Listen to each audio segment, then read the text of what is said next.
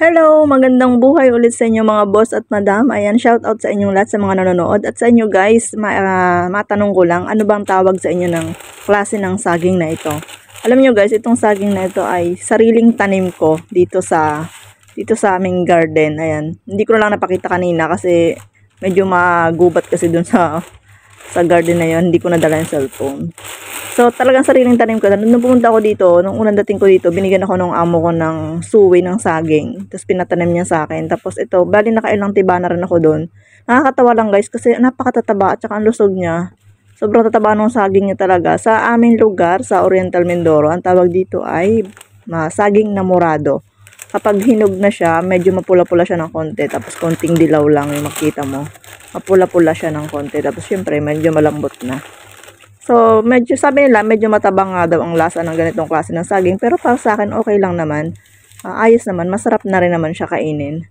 Sa iba kasi, sabi nila matabang daw yung ganitong klase ng saging. Pero sa inyo guys, kung kilala mo tong saging na to, ano bang masasabi mo sa klase ng saging na to? Hindi naman siya niluluto, pero ewan ko sa ibang lugar. Pero sa pagkakaalam ko ay hindi naman dito niluluto na saging. Kapag hinog na siya, kakainin na lang.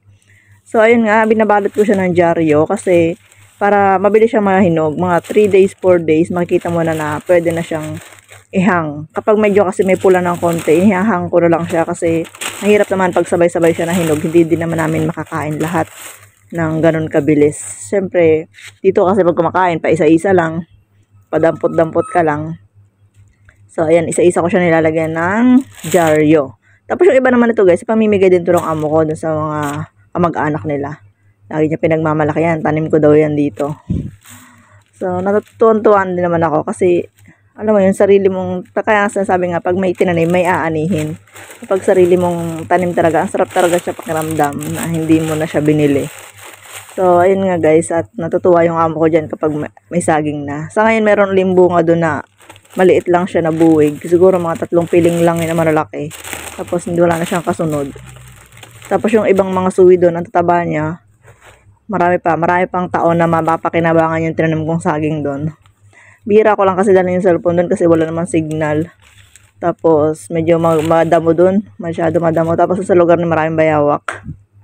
Alam niyo yung bayawak dito sa Pilipinas, takot sa tao. Dito, yung bayawak dito, hindi siya natatakot sa tao. Yung tao ang takot sa kanya. Nakakatakot talaga pag minsan nakikita ko yung malaking bayawak doon sa ilog.